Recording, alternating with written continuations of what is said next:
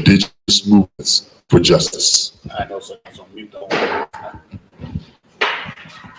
Thank you, Pastor. Does it sound okay? Okay. Yeah, you're good. All right, just a second. Technology, right?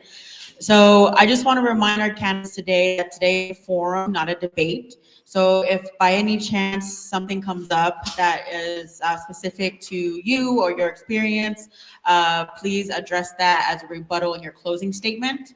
And also, we would love to make that use to your experiences and your vision for the city and county of Denver.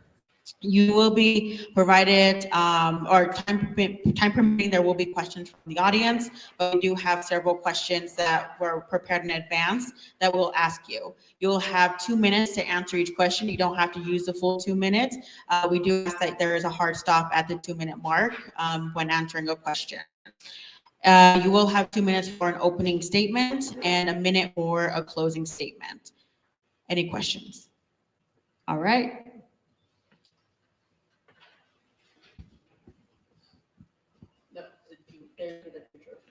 Yes, I just wanted to hear my voice again. And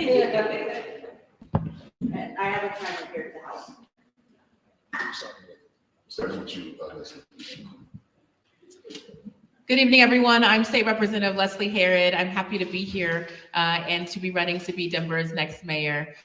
This is a forum that is particularly interesting to me, as a lot of the work that I have has really focused on criminal justice reform, shifting the system, and ensuring that the conversations we're having as a community around how and when we should have public safety centered, it's actually a place where it is safe for all of us. And so I think about today, particularly in the wake of the shooting at East and the young man who lost his life to suicide yesterday, alongside of the students and teachers and parents that came to the Capitol to have a conversation around safety. A lot of folks in our community are scared right now, and the responses to being scared will have long-lasting consequences. I'm reminded of Columbine, where we decided to implement zero tolerance policies, and also reminded about all of the Black, brown, queer, and low-income students that were put into the criminal justice system because of a kind of a knee-jerk reaction to safety. And I know we can do better. We have the data, we have the information, and we know that we can move forward on policies that actually work for all of us. And so I look forward to this conversation. I hope we can center a lot of this conversation in the reality of what's happening today and this week, and that continues to happen on our streets and in our communities every single day. So I look forward to it. Thank you.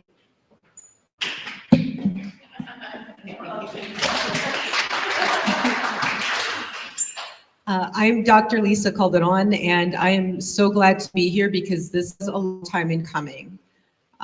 When the George Floyd protests were happening, there was a community outcry that we do something more and demanded more of our city officials. At that time, I was Chief of Staff for Councilwoman Candy Zabala. And in council meetings, council members wear Black Lives Matter masks. The chambers were full of people protesting and frustrated. And to the credit to some of the folks in this room, they did something about it, an organized community. And that's how the Reimagining Policing Task Force was created. It was created in the heart of community, and I'm proud to say I was part of that because there was a lot of roadblocks in the way of its creation as well from city officials who felt that it wasn't necessary, that our concerns were already being addressed. And so I was proud to serve on that committee, to be part of the 112 recommendations that got developed with over 50 organizations and individuals, and accolades to Dr. Davis for maintaining that vision in light of a lot of barriers put in his way, including from Denver's Public Safety Department. So I'm glad to go into more detail about those recommendations. And in part, I want to create an office of, well, one of the recommendations of neighborhood, community and neighborhood well-being, essentially, and really restructure the public safety department. And I look forward to talking with you about my vision for that. Thank you so much.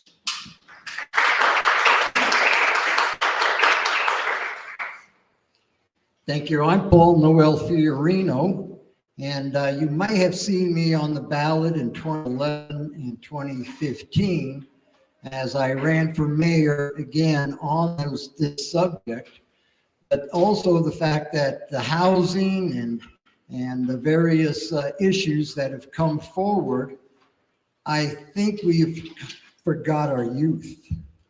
So I'm kind of here today to bring about the fact that I'm a father of two, and they're all adults, so I'm able to serve undisturbed. No, they're great kids, but the thing is that our kids are dying today from suicide.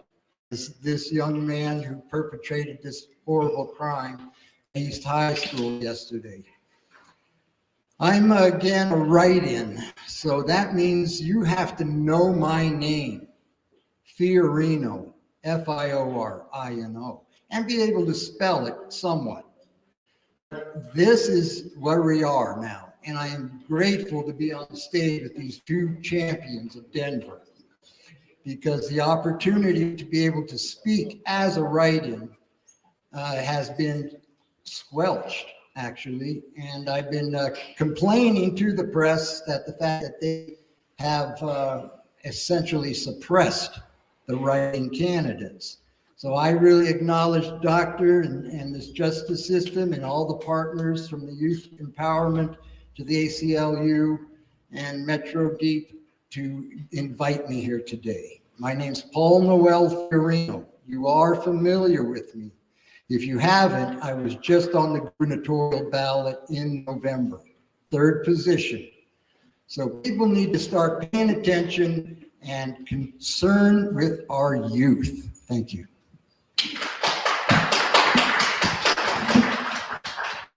We're going to start with the first question, and Paul, you'll be the first one, and we'll go to your right there. As mayor, you will have influential power with Denver Public Schools. We know you don't have direct power, but influential power.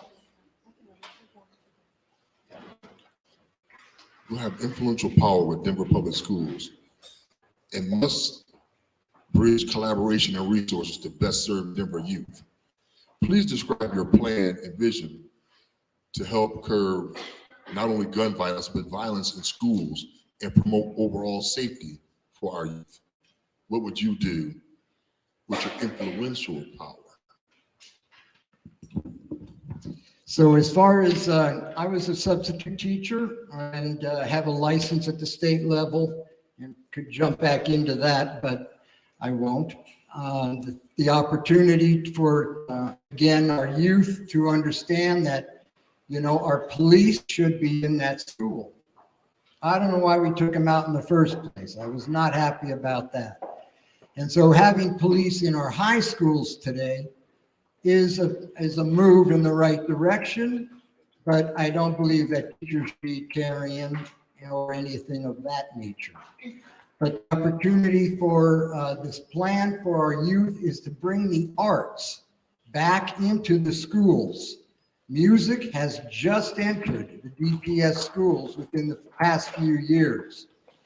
And I entered politics in 2006 when our now senator and superintendent back then cut the arts to the core. I think that's where our problems start. Our children don't have anything that inspires them. I'm a STEAM person. I believe STEM is important with the technology and all that we have. And I will talk further on that aspect as well. But with our youth, right now, there's an addiction problem. At coming here from downtown, I heard a radio commercial saying, "Let's sue Instagram." Did you see that coming? Well, there's going to be others, folks. So again, our youth and the addiction to the social media and the fact that we have these ghost guns, you know, have to do something with that. I'm Paul Noel Fiorino, again, a writing candidate. Fiorino, Fiorino. I've been talking to students pretty much all day, first at DSST and then my own college class. I teach race, crime, and law. And listening to people, listening to students about, first of all, what do they want? What do they want? I commend East High students for taking the stand that they are, marching to the Capitol and demanding more. So we need to give more credit to young people that they actually understand policy work. So in those conversations, we talked about unintended consequences and specifically school resource officers. And this isn't a one size or another. When we talk about policy making, we're talking always about unintended consequences and how do we reduce that. So on the one hand, we can talk about what does safety in schools look like, particularly at the entranceways, for example. What makes sense to make sure our schools are secure for people coming in? And that's the point in which there is security. And I'm not saying what kind of security, I'm just saying security.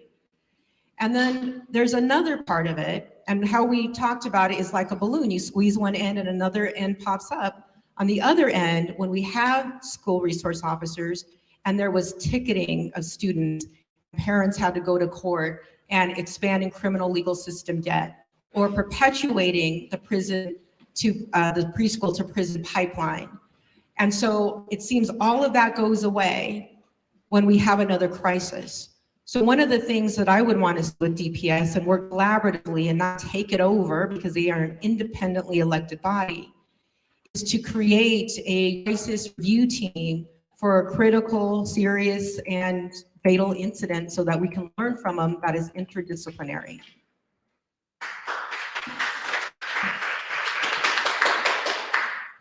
This is on a lot of people's minds right now, and I think both of us have been speaking to students. I'm really proud that they have really lifted up their voices, but I want to be clear. What I've heard today is not a homogeneous response to what happened at East. I am not hearing from all students, parents across the board that they want more law enforcement in school and that they want more guns in school. In fact, a lot of folks that I've spoken to have asked for more nuanced solutions, and I think that's what we need to bring to the table. This is not a black and white polarized issue. This is an issue that should center our kids and the safety in our schools and the communities surrounding these schools. Because quite frankly, what happened at East happened inside this week and outside a couple weeks before.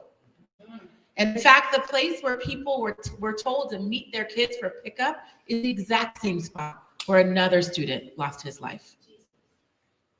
So we need to think about that. And we need to think about what safety actually can look like.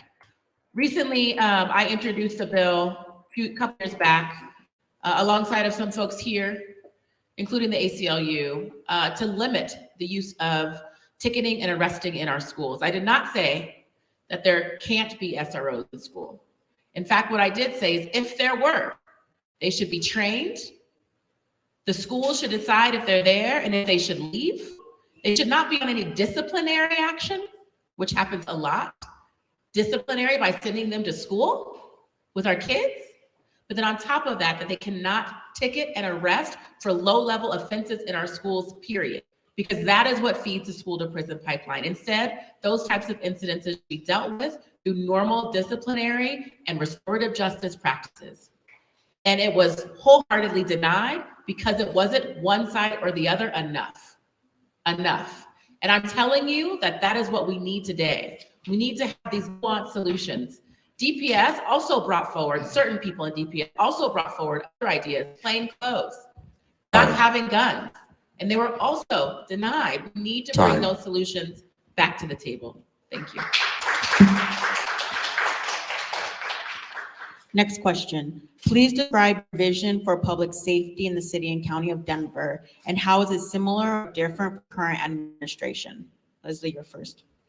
Well, I'll start by saying thank you. Thank you to so many in this room that marched on the streets during the summer of 2020 and demanded that we do better here in Colorado. I'm proud again to have sat at a table with so many folks here who demanded a police accountability. And in fact, we have the largest police accountability bill, most sweeping police accountability bill now in the nation. We have qualified immunity for law enforcement in Colorado. And in fact, law enforcement was at the table and did not oppose our bill. But even additionally, law enforcement came back to the table the next year, patrol, and said, we want to be included in that too, because accountability is important. Just because we have accountability, though, does not mean that bad actors do not exist anymore. But it does mean that we are seeing more justice being served when folks are being harmed, because now there is more of an avenue.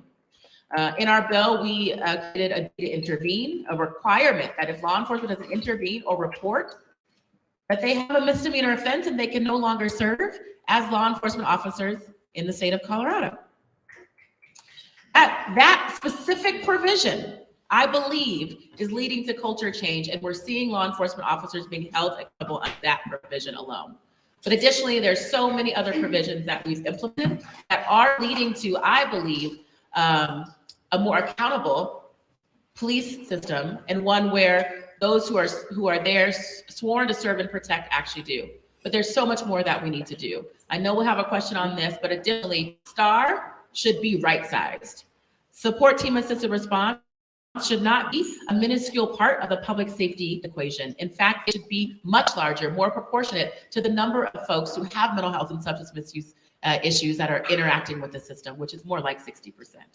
And so what I would like to see is a right size of our priorities, where we're actually getting people the help, the support they need, and law enforcement is only there for those high-level crimes when they're needed in community. I love this question because I've been working on it for over 15 years. When my son was assaulted by Denver police officers walking home from East High School. The lack of accountability when you have complaints. And for those who have forgotten, the Office of the Independent Monitor was created out of literally with the blood of a child, Black teenage disabled young man, Paul Childs in Park Hill. That's how we got the Office of the Independent Monitor. And it came from community push like the Denver Ministerial Alliance and others. That's often how our system changes. It often doesn't change even when it knows it needs to change. It is made to change. So community has always been at the forefront. And for me, as a mother who could not get justice for my son, who could not get accountability, I said, you know what? And they told me I couldn't do anything about it. And I said, watch me. So since that time, I have been challenging the structure of our Department of Safety. The public safety manager, really that position is a buffer between the mayor and the law enforcement agencies. There is a question about even if that position even needs to exist. And so we need to completely reimagine our public safety department by one, asking if we really do need a public safety manager that has no oversight and no accountability except to the mayor. And two, if so, or regardless, should we instead have a public safety commission that informs the budget, that is made up of community members and subject matter experts, that we can actually get transparency? Because today, if you want to file a complaint against the public safety manager, you can't. So we need to overhaul that entire system, and I'm committed to doing that.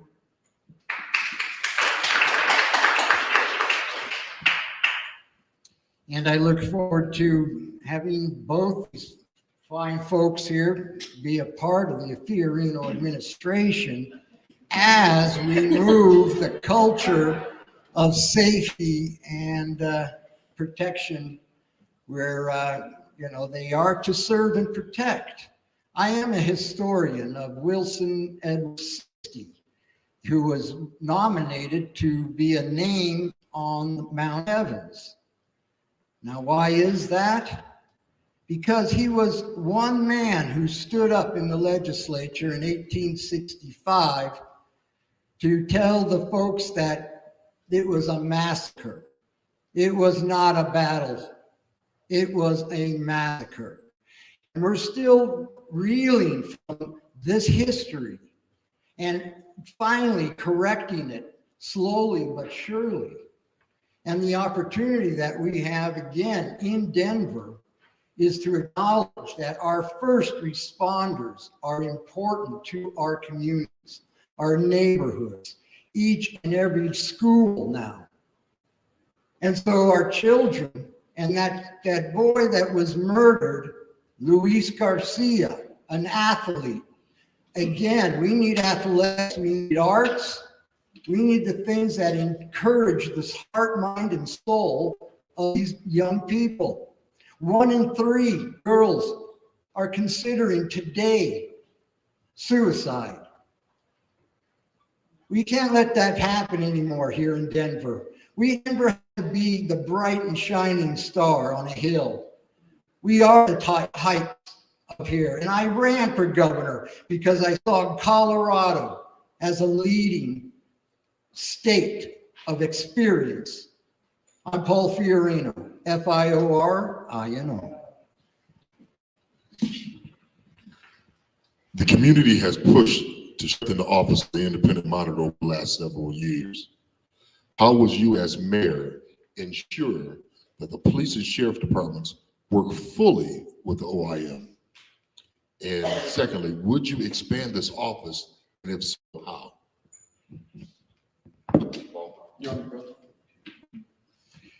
Again, the mayor has he hired his own oversight person. And that just changed and has been put into the charter. So we do, again, have a higher level of oversight. And it would be great to have community oversight if that is not involved in the RNOs, the registered neighborhood organizations. They could play a major role in our public safety. Yet we utilize them mainly for zoning problems and developers who want to manipulate that type of situation. But again, to expand the police department, we're calling for 500, 600 more cops. No, the mayor is the top cop. And the mayor is where the buck stops. And the mayor is the one who is the responsible. And it was good to see Mayor Hancock show up and be the spokesman yesterday. I respect, Chief Ron Thomas as well. He's my pick. But we also have a penal system that is going down and taking our children down and our juveniles down. And so even with Denver Public Schools we talked about, if you miss school, you could be arrested now. So our truancy factor, no less our graduation percentage, is horrendous. So as a mayor, I would visit every school. I'm saying it right now. I'm Noel Fiorino. I want to be your mayor. I spoke earlier about how the Independent Monitor's Office came into being to create it, but not necessarily that we also had to fight to keep it and to keep its powers from being reduced. So I was one of several folks here, some of them in this room, that pushed back when the police union tried to weaken it, and we held firm, absolutely not. If anything, the monitor's office powers needed to be expanded. When we talk about expanding, when you look at the general fund, almost 40% is made up of the public safety budget. So only 4% or less goes into housing and other social safety net services. But what also gets overlooked is that the monitor's office doesn't keep pace with the growth of the police budget and the safety budget. So they often have to do more with the same or less people while the public safety budget grows. And that's not right. And so there should be some proportionate increase whenever there is an expansion of the policing budget, which I don't plan to do. The other is that there needs to be, again, interdisciplinary fatality review that doesn't just involve the police department or the public safety officials. We need to have other people involved, including the Office of the Independent Monitor, to be part of that process of reviewing shootings and serious incidents, et cetera. And then finally, body cams, there's a debate whether they are useful or not, because oftentimes they can be manipulated. And so one of the increases or the changes would be having the independent monitor have access or even house that body cam footage so it can't be manipulated by the police department. So I want to just pick up real quick on body cams because, as you know, we wrote that in a bill. And again, thank you for all your work and advocacy on it as well. It was truly a community effort. In our bill for police accountability, we required that all body camera footage be released, unredacted and unedited, because there is debate in community about whether or not they are there to just show one side of the story that maybe doesn't benefit the community or doesn't tell the full story. And so that is now law in the state of Colorado, but who gets access to those files when is a challenge.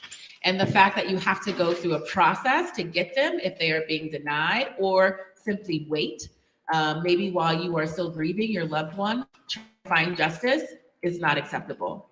And so my administration will ensure that body camera footage is released quickly, unredacted, so that folks can really understand the full story of what happened in incidences. And not only incidences using deadly force, but also incidences that where someone is stating or claiming that their civil rights have been violated.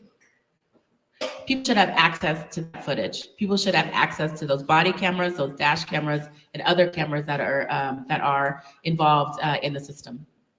And then when it comes to the Office of Independent Monitor, they need more scope, more duties, more ability to access records and subpoena, but also more discussion as to when they release their information out into the public as well. But they also should be a part of, like Lisa mentioned, review boards, but also alongside hiring and firing of officers, especially when they do wrong. It's important that the independent monitor has a real in the decision-making process, and so that their voices are not only heard, but are felt in the changes that we're making in the city when it comes to public safety.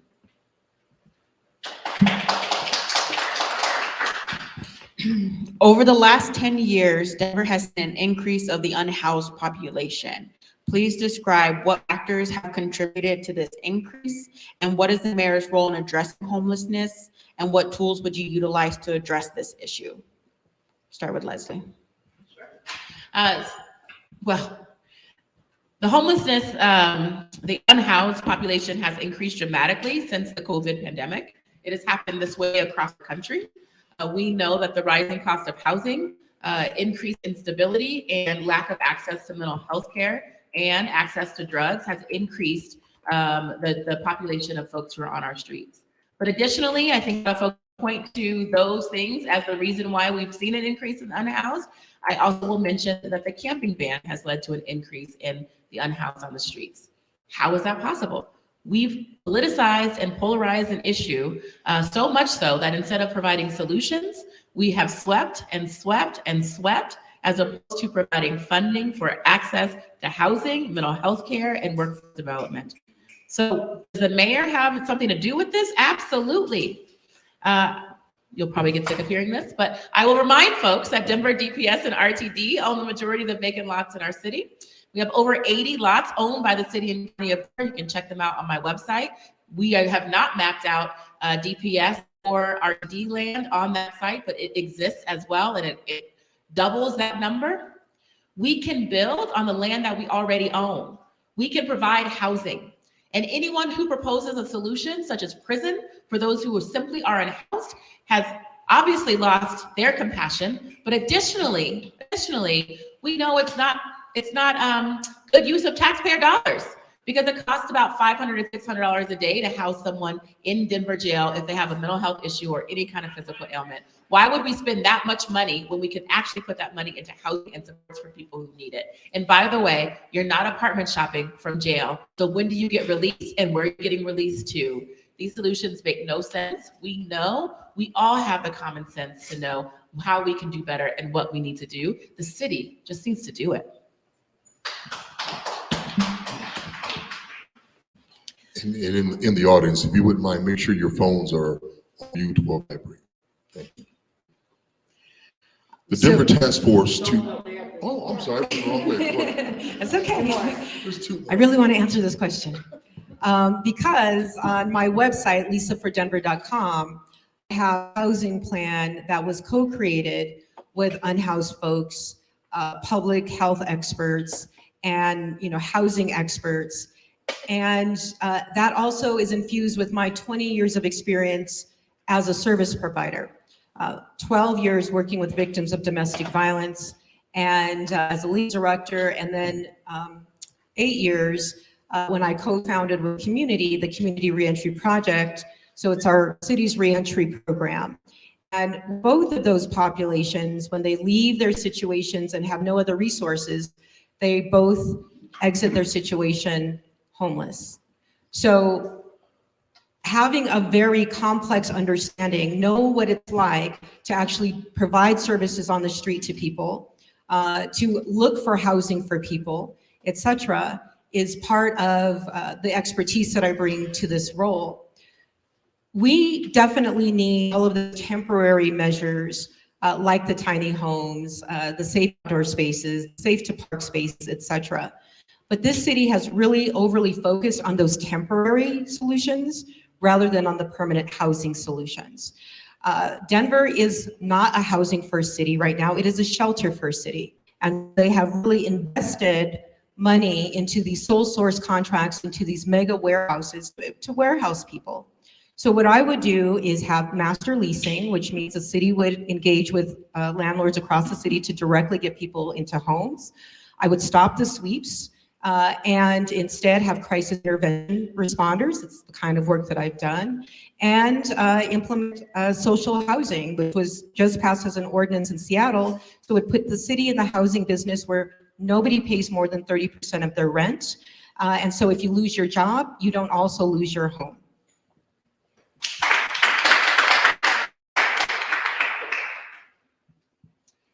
I live about a block from Civic Center and have seen over the past few years how we've handled that area, because again, that is a destination for Denver, be it that we have our art museum there and we have our Denver Central Library there. And the libraries are the first place of shelter and of resource. And I'm glad we did, as a community here in the city and county, put forth the bond for the libraries. And if you haven't seen downtown's new library, it's gorgeous. But anyway, the opportunity we have again to house, I see the schools closing. Families first. Why can't we put families in places that are keeping them together? The other thing is, again, our veterans. There's another aspect of, leaving this earth, when they should be coming here to find a home. And then, of course, our seniors, which I have entered into, collecting my Social Security and my Medicare, Medicaid, because again, my existence is on the edge as well, as many of you are. It just makes one paycheck, one rent, to put you behind into a situation where you need to catch up. So again, UBI, Universal Basic Income, has been tested and experimented upon and has been also in this mayor's race. I believe in it. I know it works. The other thing is that we have right first refusal on any of these properties. Any property in the city, county, Denver, we should have. Time. Thank you.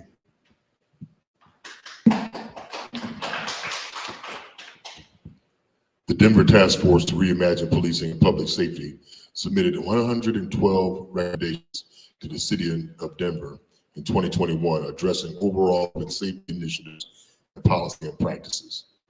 How would you help to implement the recommendations of the task force? How would you work with community and city leadership to make this happen?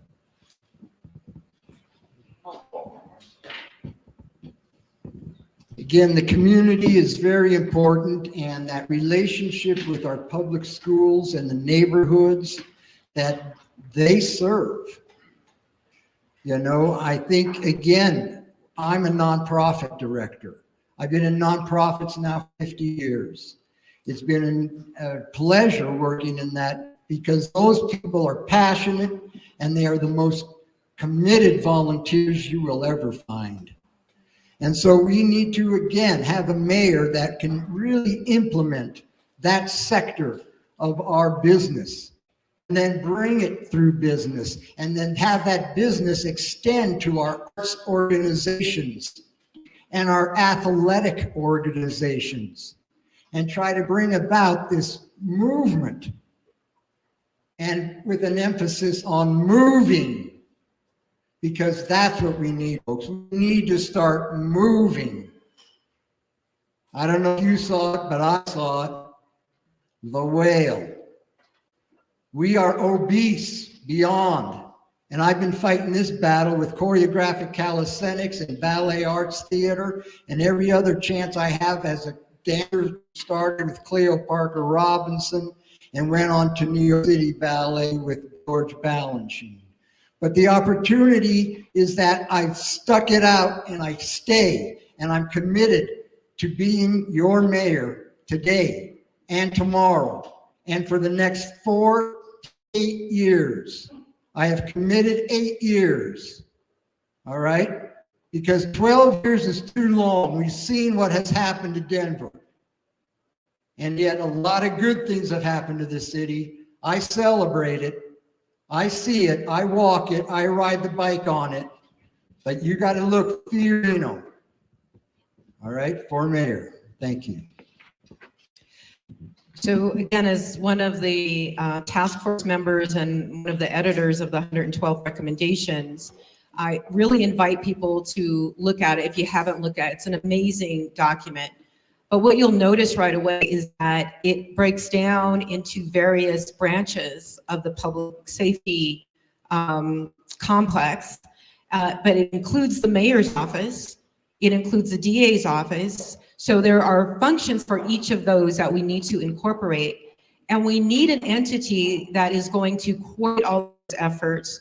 And that's why I'm proposing one of the recommendations in there to have that Office of Neighborhood Safety.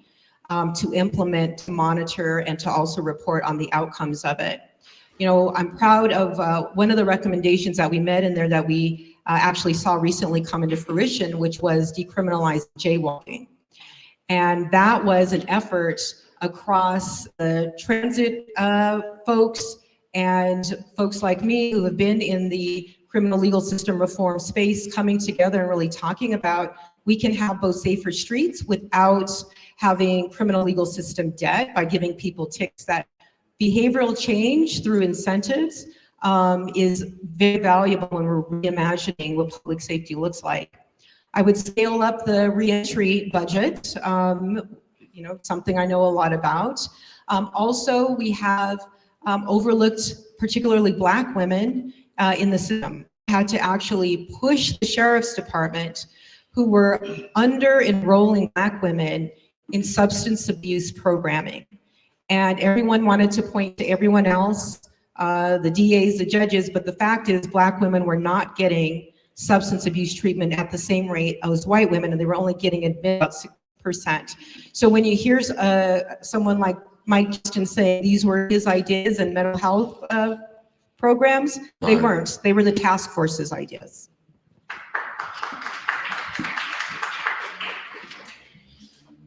For me, you know, there was a lot of recommendations in that report, and some of them actually implemented at the state level because they were so important, immediate needs that we needed, not just in Denver, but across the board. And I want to thank you all for the work that you did.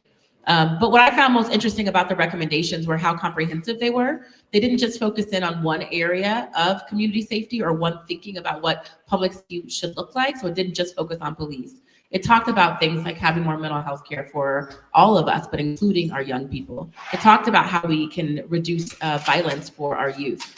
Specifically also talked about what we need to do when it comes to our unhoused population and supporting education for all of us, right? Especially our young people. The theory behind the work is really, if we invest in what community actually needs and asks for, instead of only investing in heavily investing in law enforcement instead, we can have community safety by getting at the root causes of crime, right? The root causes of instability, root causes of people being kicked out of their homes every single day, and kids not going to college, but instead going to prison. And I think that is the kind of comprehensive approach we need to have if we truly want a Denver where every single one of our neighborhoods is safe. We cannot allow one incident or one thing happen in isolation, nor can we allow it to happen and disproportionately impact the people who are already disproportionately impacted by this. And I think that's what this report is really highlighting.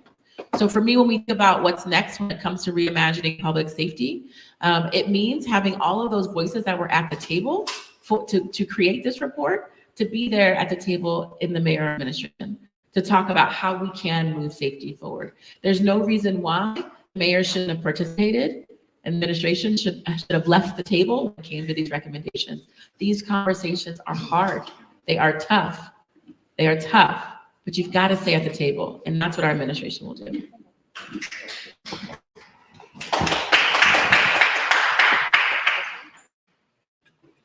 Denver has experienced an uptick in violence and violent crimes. How do you plan to address these issues? Leslie. So it's interesting. We know that there has been an uptick in crime in most major cities across the nation. The reasons that I stated for why we have a larger unhoused population is also the reason why we're seeing instability in our communities. Economic instability leads to an increase in crime. We know that. When it comes to car thefts, which people talk a lot about, the reason why we have so many thefts in Denver, well, 90% of cars that are stolen are recovered in Denver, 90%. Rarely ever is there an investigation to figure out why or to stop it from happening again. And what's happening is our young people are being laid upon by organized crime because they know there'll be no consequences for their actions. And if there is consequences, it will end up on the shoulders of that young people, not the organized crime, the adults that are coming into the state and perpetuating these crimes. And so for me, I think about the father that I met about, I think 2 weeks ago, after AME, who lost his 12-year-old son because he was in a car that someone had chosen to steal.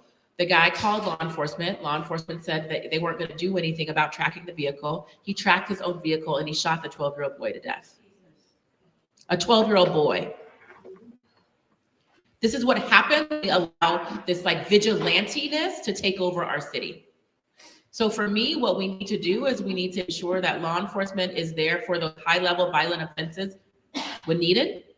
But additionally, we need investigators to break up these rings, to hold people accountable that are preying on our young people. That is where we focus. And that is organized crime. And that's where we should focus. I do not believe that we need to dramatically increase the police budget or the number of police in DPD right now. I do not believe that.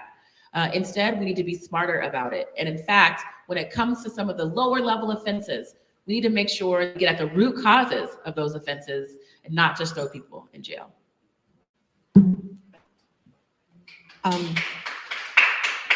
So I teach at both Regis University and CU Boulder.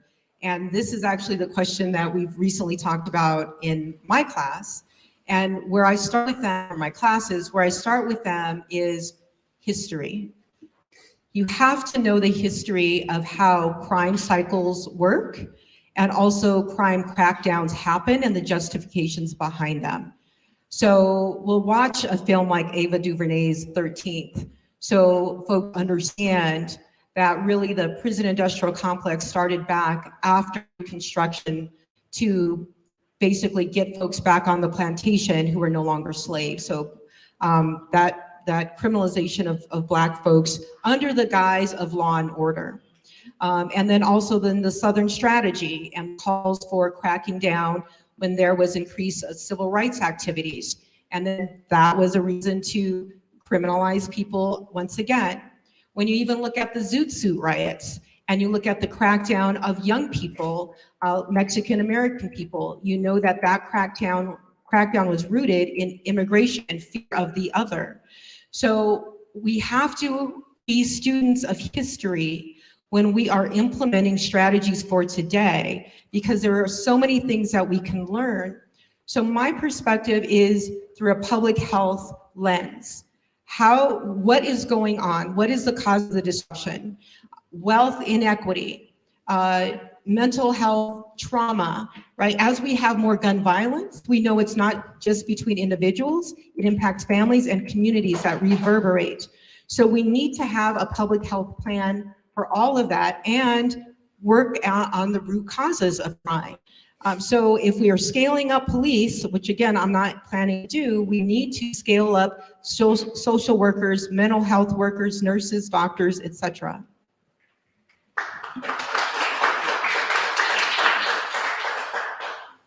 Yeah, when it comes to gun safety, it's really the responsibility of the gun owner. And however, in certain situations with the fact that most guns are used for suicide and domestic violence and other purposes. And so we think that we have this, gun shooting all the time. But what it is that we have these ghost guns now that have no registration whatsoever. So you've heard about them just today, again. But they're still out there, and they're still a real problem. So again, we have to outlaw these guns and make sure that we are finding ways to monitor that situation. But again, we're dealing with the high opioid and the fentanyl use, which is causing also violence within families, within street folks, and within our own schools. We don't even know the depth of that. And of course, the elephant in the room, the trafficking. I mean, it makes me ill to think of what is going on in that realm. And how easily it is for our children and our youth who run away from home to be lost within that system. And we know where that system's coming from. We saw some of our own people getting shot down south of the border, but that happens here. That happens right here in our own city.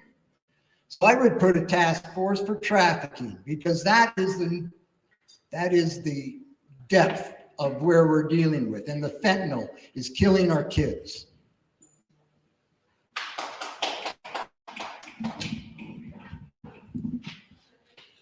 There have been a number of youth programs and opportunities cut from the city budget. For example, PAL and arts programming. What do you intend to do to provide resources and access to our youth and youth-serving community organizations to fill the gaps? Well, again, my whole career has been based in arts education. And that means the music, the dance, the theater, the visual arts, the performing arts, and just the way you go about putting your clothes on every day. We have a way of being a person, an individual. And when a child loses hope, and a child loses his direction, or her direction, or their direction, and we put them in a position. I have a nephew that's trans. This is happening right now. And so we need to, again, bring attention to all these issues. We're in a great time for bringing about these social issues. And I believe we need to up, again, the nonprofit sector. You know what they do. I know what they do. I don't know if any other candidates, other than the two up here, know what the nonprofits can accomplish, but we have a great opportunity to not only work with nonprofits directly in the administration and direct opportunities. That's all we can do. Again, the mayor is the top cop. He's the one that says this is that and that's that, and then we have a monitor that can say, no, that's not the way it goes. And so we really need to bring about the attention again to these underlying problems. And it's again, we ripped their arts out of the schools. And I fought for 20 years Time. to make us number one. Check it out. When I was the executive director of the Community Entry Project, we were known as a model in the nation. We were one of the first ones to have a transition from jail to community embedded into our justice system that was community run. The population that we didn't do so great with was that 18 to 24-year-old or that older adolescents, which could actually be extended longer due to trauma or substance misuse, et cetera. And so just generally, that 16 to 24-year-old range is not served well by the programming that we have out there. The programming is geared toward younger children or older adults. And so we have a gap in really concentrating on what works for this population. So for example, there really isn't a reentry program for that population. So if you're in a gang, how do you get out if there's no reentry service? How do you do anything other than gang involvement when you've got a criminal record, but you're also a young person, and who's going to take a chance with you? The brain development is much different. And so taking into account that with the curriculum and how we do groups, they're very experimental with their learning. So how do we encompass all of that? And I would look at having, through my Office of Children, expanding that to Office of Children, Family, and Youth to incorporate that group of children. So there's much we don't know in terms of research, and so we would put resources into data and research and reports and work with subject matter experts who specifically know about adolescent development.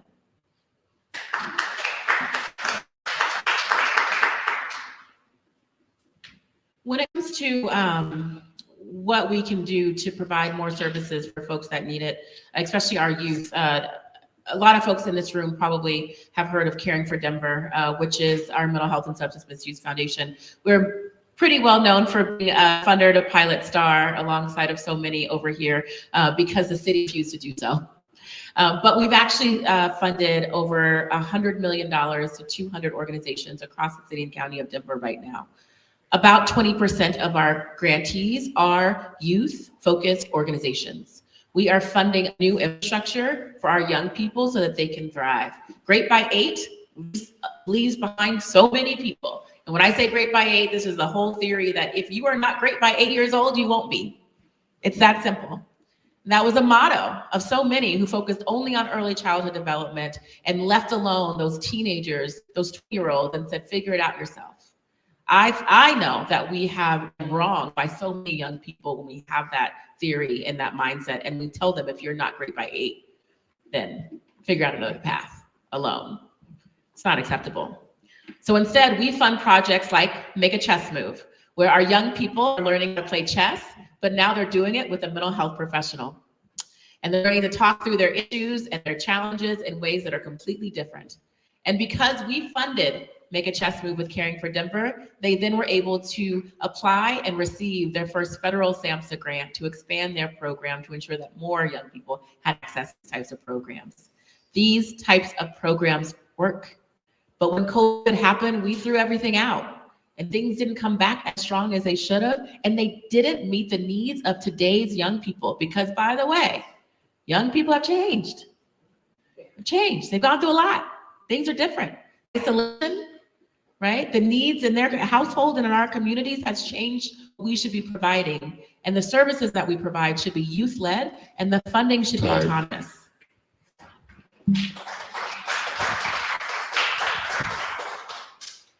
So that ends the question portion. Oh, no, sorry. That ends the question portion. Yes, sorry. Let me wake up for a second.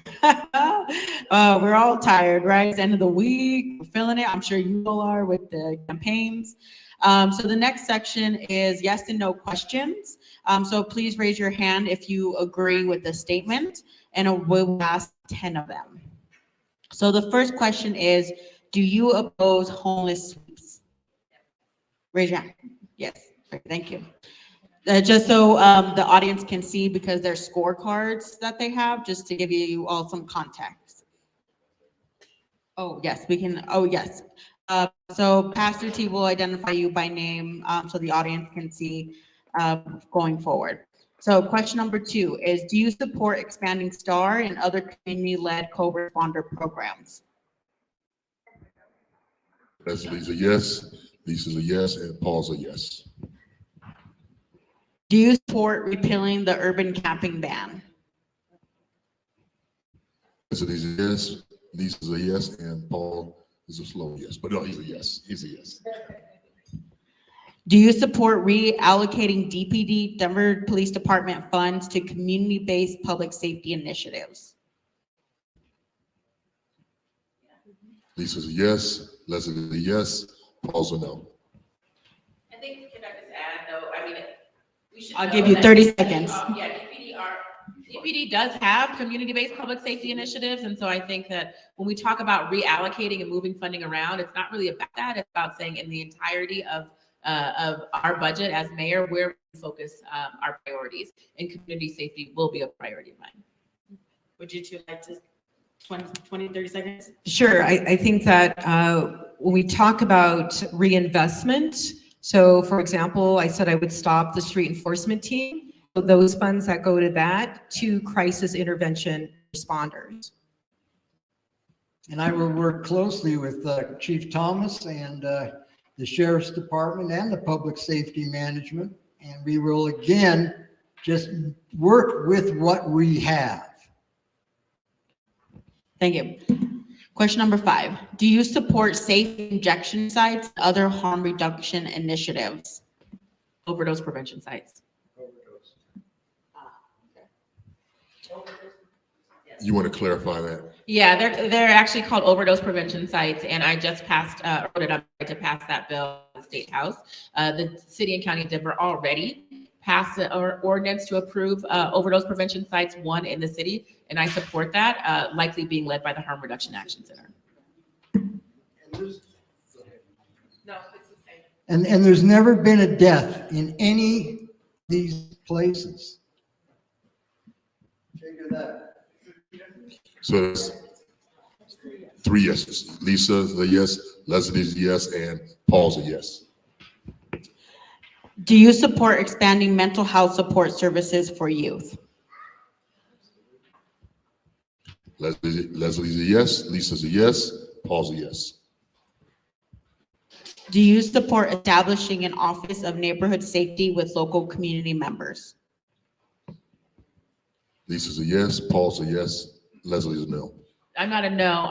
I don't. This is something. Yes or so no? I think Yes or no? If you want to add on to it, you can at the very end though, want to close it. right, there's no definition of what that means. Okay, you need a clarification on what it means. Absolutely. I mean, I know that there is more information in that report, but just saying establish another Office of Neighborhood Safety. I'm not sure what that office would look like, who would be in it, and if it should be an office and if it should be an authority. So I think that there's some conversation to be had around that. All 3. If whoever would like to add, go. Yeah, so it's in the report, and it was through a lot of community discussion that we needed that as an implementation entity. And, the mayor has the authority to do that. So I support it. And you wrote it, right? Wait, I mean, so that's what I'm saying. So this is a good. Hold on, plan. Leslie. Hold on, Leslie. Hold on, Leslie. Hold on. Paul. Well, we have cop shops that would be very educational, placed in very great places to help these communities. And I even go further with maybe an art house in each neighborhood that still has presence of our public safety first responders. First responders are our number one entity here in this city too. We need to respect that. Thank you, Paul.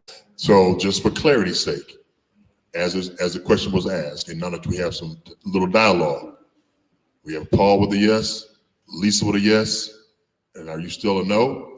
I never said I was no. I'm happy to clarify again. No, So community safety is an idea that Lisa wrote You don't have to that clarify. I You don't need have to more clarify again. information on. You don't have to clarify again. Hold on.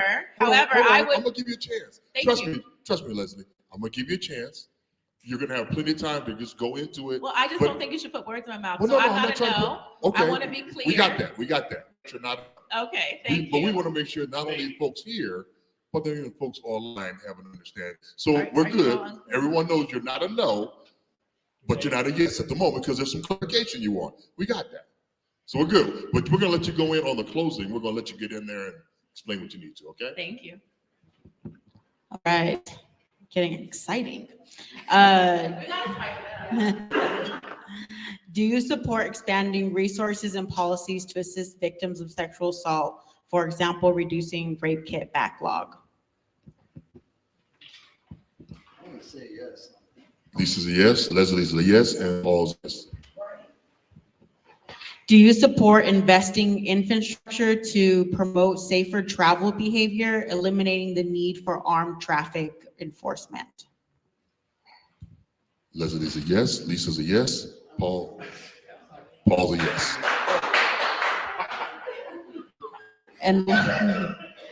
And lastly, do you support continue strengthening the Office of the Independent Monitor? Lisa's a yes, Leslie's a yes, and Paul's a no. I think the reason why it was stated that way, we got some clarification after today's debate that subpoena power is now in the office more people. So that's what we refer to that way. We just hired Lisa Cassidy, who's in the room still. Liz Cassidy. Liz, is it Liz? Elizabeth, yes. So, you know, and it's in the charter now. Yes.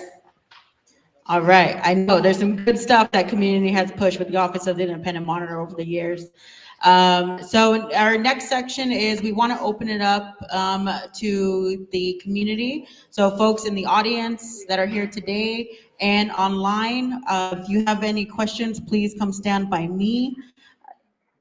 Please limit your brief 30-second questions.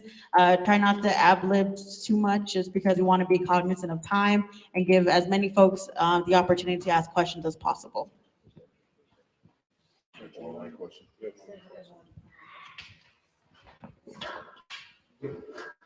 This question comes from Amy.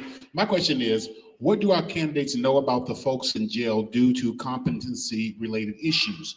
Do they have a plan to make sure the judicial process doesn't take 2 years to get folks treatment?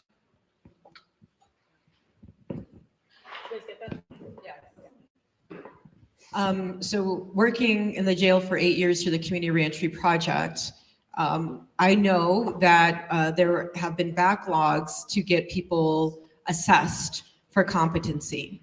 And the fact that we don't have, our jails are really not set up to be mental health facilities, although they have become default mental health facilities. Again, as Mike Johnston says that he talks about having a mental health wing, that's something that we've been talking about for years. And it's also being done at a jail called Las Colinas. I invite folks to check that out. It is done through a trauma-informed and a gender-informed approach. And so, yes, we need to scale up resources so that we can clear the backlog for people to be properly assessed. And in fact, the state of Colorado got sued because of how we deal with folks who are awaiting competency. And it was a multi-million-dollar lawsuit that we're all paying for. And so we've got to keep that in mind. When we're not providing the services quickly and adequately for those who need it, we pay for that. We pay for that. and they lack access to justice. And so when we talk about things like internment camps for the housed, or field hospitals for those who, involuntary field hospitals that are armed and guarded by the National Guard, think about the millions of dollars you'll be paying for that lawsuit. And parole, I served as a testifier for various parolees. And I think, again, we have an opportunity to go right into our system and be able to, again, find out where they are in their lives so that we don't just put them deeper and deeper into stress and distress. Thank you. Thank you. Now, we have quite the line of folks, so when you get up to the mic, please say your name and ask your question. Okay? Thank you. Hello, my name is Dawn Quinique, and I'm a registered nurse in the state of Colorado. I have a question I'm listening about this independent monitoring situation.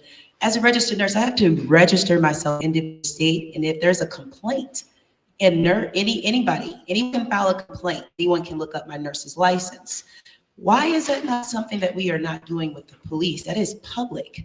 Why is that not something that is that something that we could implement? I'm asking because everyone has public knowledge of any healthcare professional. You have to register yourself. If you get any form of disciplinary action, there's a board you have to meet. And then education, all these other requirements. Why is that something that is not done for the other public sector that is supposed to be watching out for our safety? Yeah, absolutely. Thank you for that question. My brother is a doctor. My mom was a nurse. And so I fully agree that those who have our lives in their hands should be, we should know if there's complaints against them and what it looks like. So in Senate Bill 217, the police accountability bill that I drafted alongside of many others in community, we actually require that if an officer has disciplinary procedures and due to use of force, that they lose their license and that goes to a public database. And so that public database should be going online soon, but it is accessible by request. So that every officer that lost their licensure due to harm to the public, and even if it was suspended or lost it for 1 year and what the cause was, lying on record, things like that will all be public in a searchable database. I just wanted to add two quick things to that. One is related is around how we pay for settlements. So there has been a case made for personal liability insurance, just like doctors have to have and et cetera for around their licenses. And the second is, if you haven't read the independent monitors reports, even though it doesn't name specific officers, there's still a wealth of information about what infractions were, what kind of discipline was taken. So I really encourage y'all to check out their website. And again, the independent monitor is in the charter. So again, data is now being collected, and the opportunity to extend this relationship that we have. And nurses are equally the best people in the world. Hello, good afternoon. Nice to see all of you here, and I'm proud to stand next to you today and glad to be here today, sir. My name is Miguel Ceballos. I sit on the STAR Advisory Committee. The current mayoral administration council all of our meetings going forward as of last year. We've been trying to reconvene since then. Would you vow, if you're elected mayor, to restart and never cancel the meetings for the STAR program? That is the alternative to police. I'm sure everybody knows what STAR is. Yes, and we know that STAR, as full as it is, has been a political football with everybody taking credit for it, and yet it was a community who really pushed to make sure that it was brought to fruition, and also needs to stay a viable component with community input. So absolutely, and that's also been a pattern practice of this same administration on many commissions that are doing great work, but are pushing back against the administration. So yes, it needs to be consistent. Absolutely. I completely agree. And I'll add that as someone who, again, had to fund the Star because the city wouldn't do it, it's really fascinating that the city is now taking so much credit for the creation of Star. It was community that pushed that and Caring for Denver that funded it. And so what I want to say is not only will we continue to have these meetings, but additionally, I am very interested in this conversation around making Star its own authority. In response to the other question about Office of Neighborhood Safety, I actually would like to see money invested in creating Star hubs in hotspots, including in downtown and on East Colfax, where we know we need more direction to services and more wraparound support for those who need them. And Star needs to stop being used, which I just heard about, for things like sweeps and for people, unhoused folks out of their homes. That's not what Star is for. Star is to provide support, team assistant response. Yeah, it's very disturbing to see the Star blue van at sweeps. Yeah. Terrible. The other thing is that the opportunity with the fact that when I call somebody that I see someone passed out on the street, our fire department show up. They're great, okay? So you salute your fire department as well. Thank you. Hi, my name is Susanna. So my question is, any sort of task force or initiative to help reduce the organized crime, recruitment of young children and younger adults is going to take some time, and organized crime doesn't care what your timeline is. They're going to keep bringing kids in. And my fear is that, we see rising rates of car theft and break-ins where it's not violent crime. People aren't getting hurt, but people are starting to get really pissed off about their stuff being stolen all the time. And that event where the guy tracked his car with the Apple tag and the child ended up dead is tragic, but I fear that people are getting to the point where we're going to see more of that. So what's the stopgap that can be put in place if we're not going to increase the police force or hire more officers and while we're putting in place task force and ideas to break up the organized crime cycle? I am not recommending a task force to break up the organized crime cycle. I'm recommending investigators to investigate crime and get to that higher level of those rings. And I want to be clear that we already know they exist. The investigations are currently underway. We need more investigators so that we can follow up on what's happening in our community. I guarantee you that if that man was being told that that car would be tracked, right, and that he would get his car back, instead of the response that he got, and I'm not accusing his actions because they're deplorable, but the 12-year-old wouldn't have been shot dead from fleeing that vehicle, outside of the vehicle, right? And so I want to make clear that I am not about studying after study after study, things that we already know the answer to. I'm about implementing real change. Yeah. So thank you for your question, because it is very complex.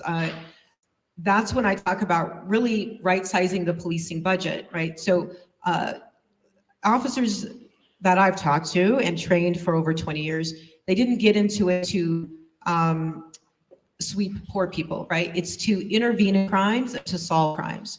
And so when we can right-size our budget to have that focus, then we have more resources going to the appropriate places rather than being diffused through the city. And then just the second thing is, we also know that community advocacy or community self-empowerment is very important, not necessarily to intervene in organized crime, but what do you notice, right? So if you notice children who seem to be at risk, right, how do you work with your neighbors to make sure that that gets reported and the appropriate response takes over? Yeah. Well, I know I had 3 bikes ripped off in the last couple of years. So again, it's just like, where do you just got to watch yourself constantly, it seems sometimes. But I feel very safe walking around Denver. I don't know. I live downtown. I guess I'm an anomaly in that regard. But the fact is that the neighborhoods are receiving, again, a lot of the theft and threats that are out there. So we got to strengthen our neighborhoods. Thank you. Let me just do a quick check-in with our candidates. First, we really appreciate all that you guys are bringing to community tonight. As you see, we have several people who would like to ask you questions, but we're also respectful of your time. We appreciate that you came out to be with us. And we're coming up against time where we would have a closing, but I sure hate to have to cut off and say, I only have one more question. Can you extend it? And if you cannot, we understand. But can you extend the time just so we can hear what these folks have to ask? Yeah, and I will have to go, but I'm willing to forego my closing so that we can answer questions instead. Okay, great. Thank you. Mhm. Anybody else? Thank you. Hi, my name is Joanna Rosa Sainz. We're both council aides, 2019, and I'm a proud single mother of 3 young boys in DPS. I was let go from my position because I talked about being a domestic violence survivor now, but at the time dealing with it. Unfortunately, my case was dismissed and sealed because my ex-husband's mom is one of the main detectives for Denver. And so instead of crying about a situation, I created a nonprofit organization, which Fiorino loves talking about these nonprofits, and it's true. So I created this curriculum to go into schools, and last year there were 91 people that died due to domestic violence. So my question to you is, what will you do to implement into legislation to improve the rights of those who are victims of domestic violence? So one, I think the first thing is making sure that organizations like yours are actually funded. You shouldn't do this work for free. Community-led and community members that are there to help each other in our community, typically we are under-resourced and not able to even pay our bills, right? And that's a huge problem. So that's one thing I would do. But additionally, I think when it comes to domestic violence, one of the big pulls and factors why people stay is because of the financial situations around that. You have nowhere to go. You're told that you can't feed your kids, or your kids might be taken away from you because of power imbalances within the relationship, or quite frankly, outside of the relationship. And so we've got to provide a pathway to safety and stability for those who need it, who are struggling with domestic violence. And then the last thing I will say is the most important part to start with is to believe people when they say they're being abused. It's great seeing you again, and love your ideas and the fact that you didn't let all of these challenges knock you down. So, and you're thriving. As a survivor myself, I know that I wasn't taught in schools what a healthy relationship looks like versus not a good one, right? So what you're doing is so valuable and absolutely should be funded. The city has a habit of loving to partner with nonprofits, but not providing funding for them. So when we talk about right-sizing the budget, this is part of it. This is part of the social safety net. And it isn't, I'm glad your work focuses on kids. We also need it for city employees, others. So absolutely, I'd love to be a partner with you. And so, also on your responses, be a little bit more brief if you could, a little more succinct, just so we can answer through it. Hi, my name is Sophia Chalofsky. I graduated from East this May, and both my little siblings attend East. They both have heard the sound of gunshots. My parents don't want to send them back to school. It's really scary. What would your immediate response be as mayor when you hear this kind of stuff is happening to ensure that people like little siblings are saved, and that like the people who committed the shooting, as opposed to like being driven to die by suicide? What are preventative measures that you, as heavily influential partners with Denver Public Schools, as well as influential in state and city legislators, do to ensure that these types of situations are prevented? We need trauma responders, and not just for the days after, but ongoing. Kids will experience post-traumatic stress disorder, so even just a loud noise will send them back to that day. And so we need to recognize that as a dynamic that continues, but also for healing. And that's why I'm saying we don't have enough money built into the budget, and we need to, around that trauma and healing informed responses. I'm talking about, brain injuries here that aren't seen. And the fact that, again, we're dealing with this trauma. And today I heard isolation is the worst for these children. So we got to give them more hugs. We got to let them know that we are there for them, because I know parents are the helicopter parents, but we need to, again, show that we are a city that cares about our youth. For me, we have to secure the schools. And so I do know that East, for instance, people are feeling really unsafe there. The school is not secure, and there continues to be incidences that are happening there every single day. And so we have to secure the schools. But additionally, I talked about this earlier, if we're going to allow school resource officers in, they should not be able to ticket and arrest for low-level offenses. And then finally, we have to make sure that instead of just leaning to fund SROs, we actually fund mental health care workers and STAR and crisis intervention worker in the schools. That should be a priority, and there's not enough. There's not enough right now. Our kids are going through trauma. They are hurt. They are scared, and they don't even want to come back for graduation. Some. And that is something that we all need to deal with. We cannot just isolate this. And it's happening across the board in school across the board. Those who have are taking their kids out of school and going to places they feel safer, aka more affluent. But those who cannot are still in those schools, right? And so what are we doing to make sure that everyone is safe? And I mean safe as a whole person, not just safety walking into the building. Hello, my name is Terrence. I'm a DPS educator, and I actually have a similar question. My question is, what should safety look like in a school setting? So it's two-part, from a teacher's perspective and then from a student's perspective as well. Oh, and also, if you do have to leave, but we're almost done, but if you do have to leave, just let us know 2 minutes before so we can clear out some things. So what I have to say is, quite frankly, as an elected official, yes, I will vote. I should have answered this. I will vote to pass all of the bills in the state house right now and co-sponsor them around sensible gun reform, period. That's not a question. But additionally, I'm kind of sick of hearing from panels of folks who either are leading or want to lead about how your life should look like in your school. It's time for us to listen more and then implement those solutions. And so that is where the priority should be today. And I'm starting to get increasingly frustrated by the fact that that is not happening, right? And so we're creating these polarized conversations, D versus R, elected versus non, parent versus teacher, and it's not helpful. So I'll come to you afterwards, and hopefully we can have a conversation about what you want to see happen so that you can go to work safe every day.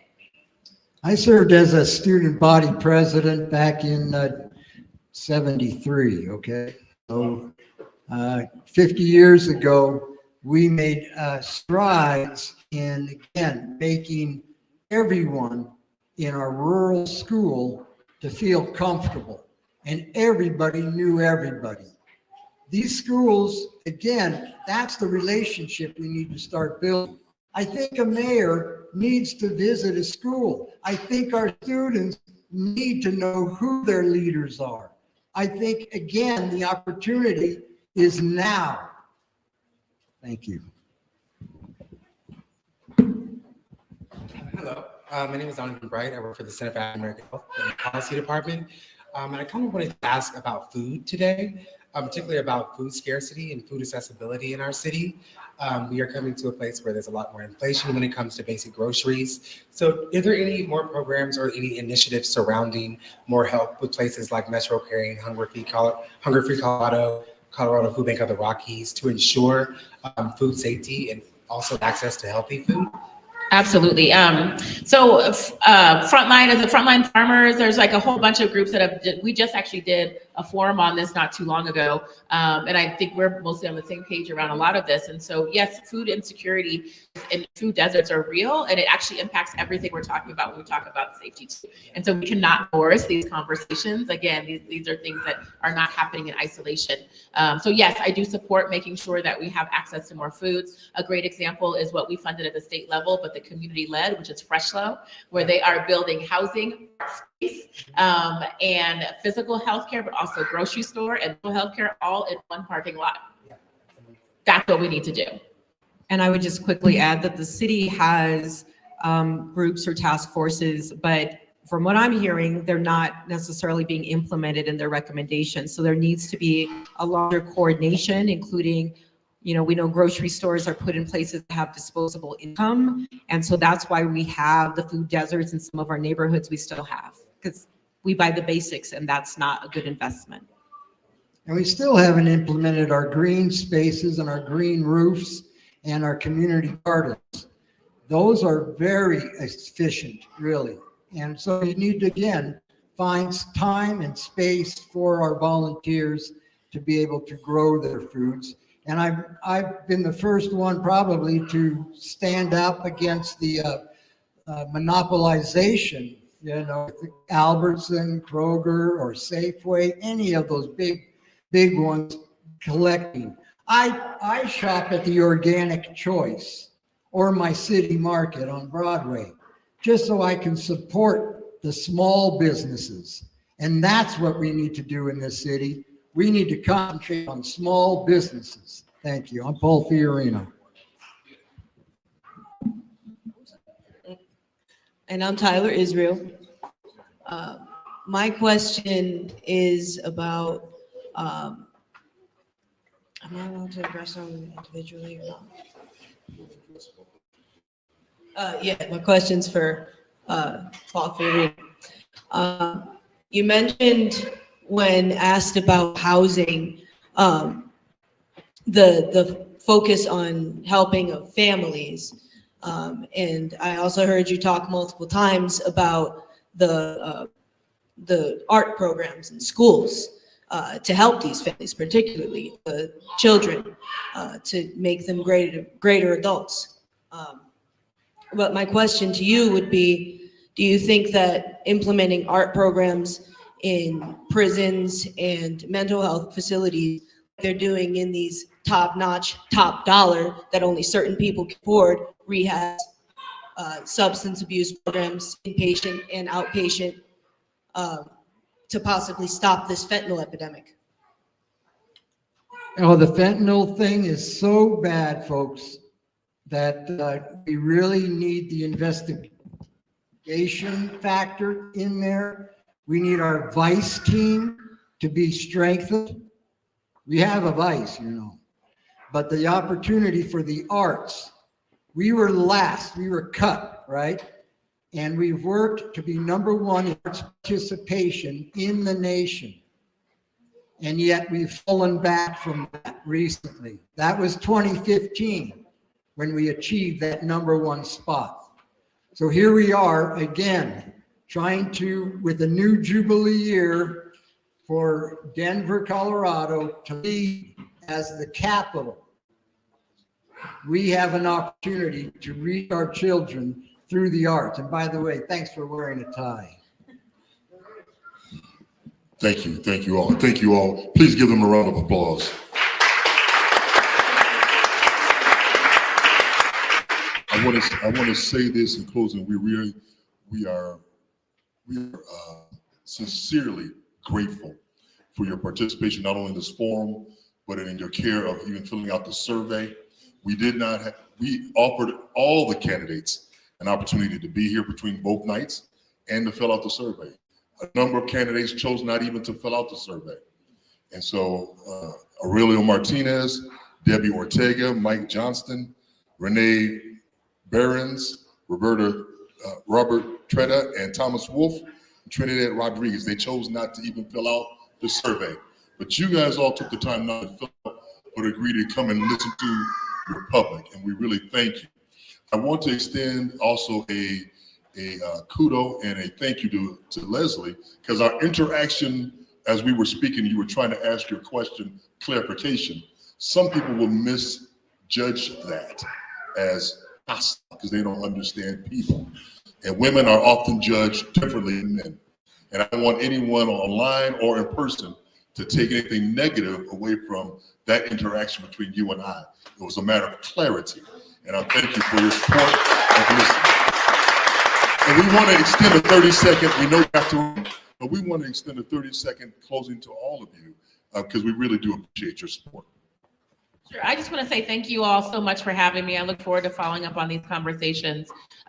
We need to make sure that community safety is really at the heart of how Denver moves forward. And that really does mean that it's based from the community. We cannot continue to over-rely on a criminal justice system or jail to deal with our issues in society. We've got to do better. Denver can model the way, and I know we can lead that. So thank you so much. I'd also like to thank everyone as well, taking your time this evening and to watch and to tune in. This is a subject that is very close to my heart. It propelled really my political career by necessity, not because I wanted to run into politics. But it shows that we can't, everything is political in our lives. And so when we show up and we organize with our neighbors, we can do just about anything, including getting elected for mayor. So please check out my website, lisafordenver.com. Thank you and good night. And I'm Paul Mayoral Fiorino, and I've been running for office for some time now. And for all the new people and the old people and the intermediate people that are based in Denver, we have an opportunity. This is an opportunity to select a mayor that will be your top cop, that will be where the buck stops. And this is the city that I love, brought here by Temple Hoyne Buell when I was 5 months old. I grew up in this town, and I studied with, like I say, Cleo Parker Robinson as a dancer that took me around the world. And so Denver is a world-class city. And I feel that we can step up to that position and do the right thing and be an example to the rest of this nation. I'm Paul Fiorino. You need to write that in. Thank you all. Fiorino. Thank you very much. Thank you all. Thank you all you. for attending. Everyone have a safe night getting home.